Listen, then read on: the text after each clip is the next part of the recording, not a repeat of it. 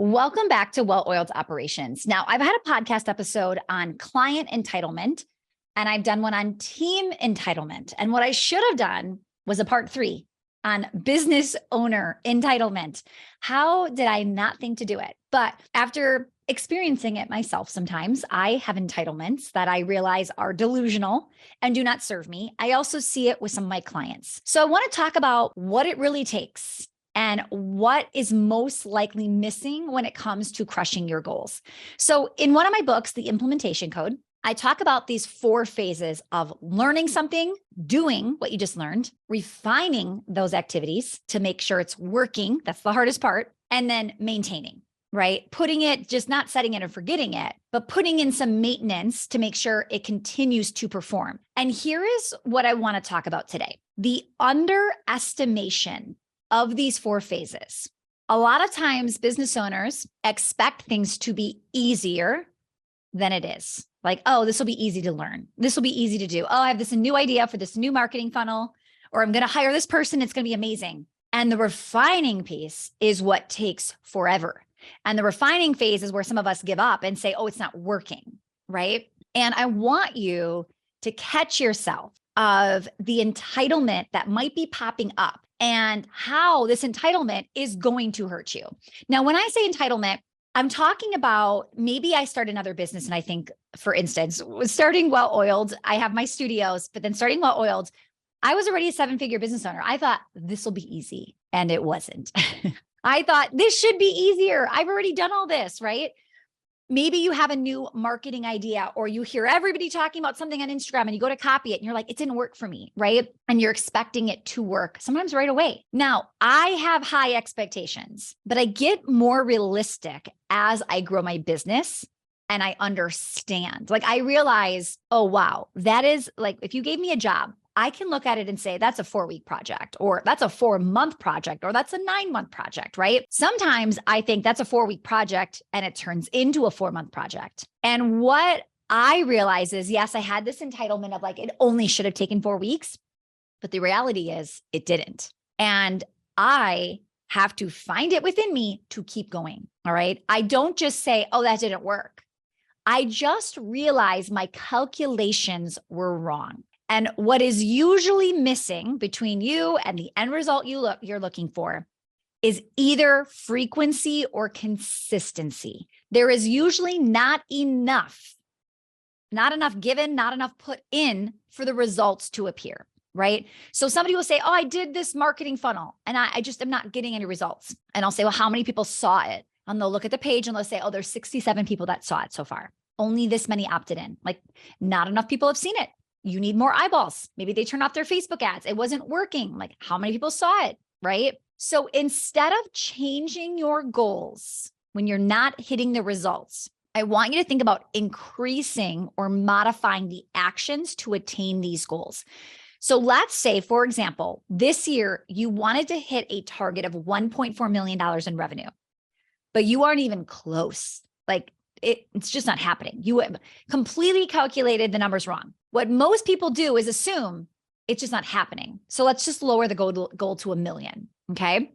And we keep chugging along. We do the same actions. And because we do the same actions, we are going to hit $1 million. So what you want to start to think about is, wait a minute, if these actions are really only producing $1 million and I wanted 1.4, the question is, what actions do I need to take to up and get the better results? So maybe it's, I've got to hire somebody, or maybe it's doing my best promotion one more time I'm going to squeeze in before the end of the year, right? Maybe it's removing certain things off your plate to make room for bigger priorities. Maybe it's waking up an hour earlier and just getting more done. So a lot of times I see so many people just lower the goal and keep their actions. What if you change your actions, but kept the goal? Okay. Now, another piece that this is huge is you want to look at why it's not working. And a lot of times business owners pick external reasons. So they'll say something like, oh, it's the market, it's inflation, it's the recession, it's the pandemic. Facebook ads are wonky this week, right? Oh, my clientele they don't want to spend money like that. I've just burned out my warm market, right? And what happens is those are external. that sound like facts, that sound like you could never do what you wanted to do because you have these problems. Okay. I rarely look at external problems in my business. Because I can't control them. Right. So what I look at is, what could I control? Right. So instead of all those things I just said, I might think, well, I only emailed one time. Like I had a friend, she was like, oh, I just pitched this thing.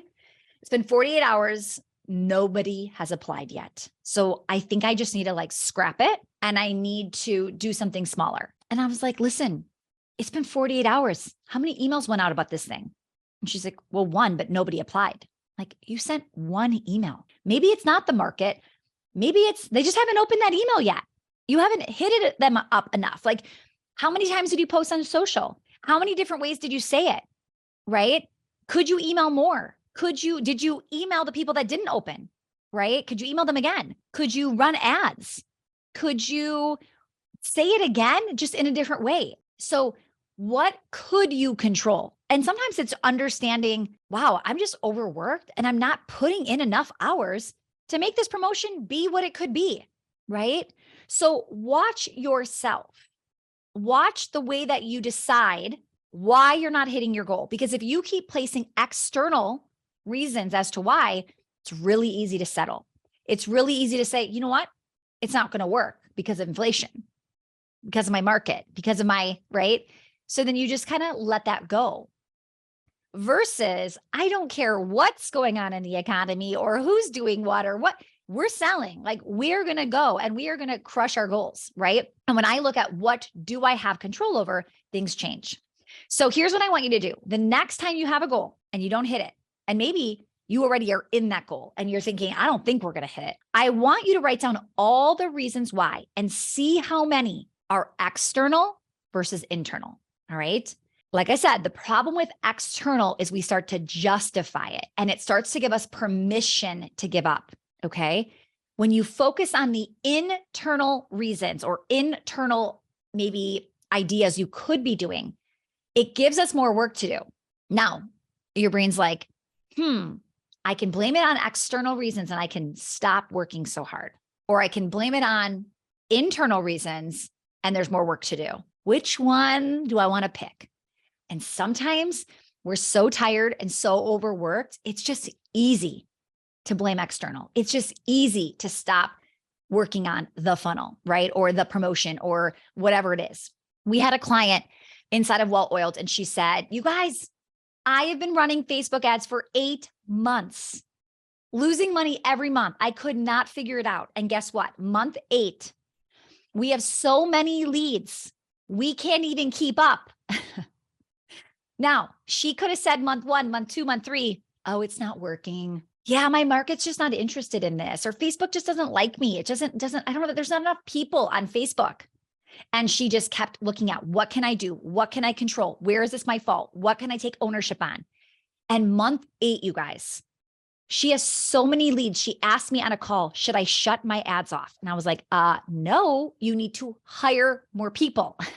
You just work so hard, right? In the learning, the doing, she's refining, and now it's working, right? So how do we capitalize on getting it working and then maintaining it? Because we forget, you think, oh, I've worked so hard to get here. There's an entitlement. It should just work always.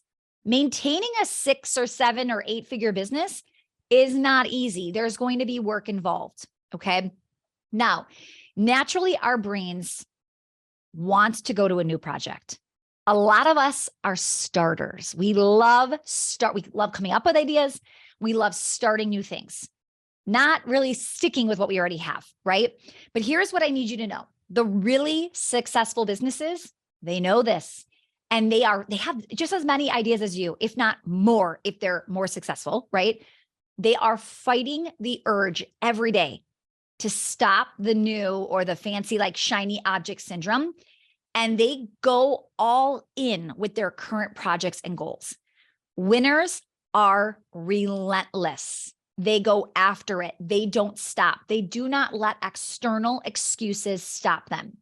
They take ownership. They take accountability of where they could have done it better. Are you being relentless with your goals? This was just a little quick episode to get you thinking today. Are you? Think about it. Are you being relentless? Are you learning, doing, not doing enough, not going into that refining stage, and then blaming it on external excuses and letting it go? Or are you putting in everything you've got to refine until it works, to refine until it wins? Like somebody said to me, I tried a referral program. It didn't work. I'm like, no. You just gave up way too soon, because there is not a business out there that could not benefit from a referral program, right? Oh, I've tried Facebook ads. It didn't work. Guys, everybody's market is on Facebook. Almost all of our markets are on Facebook. Facebook ads work.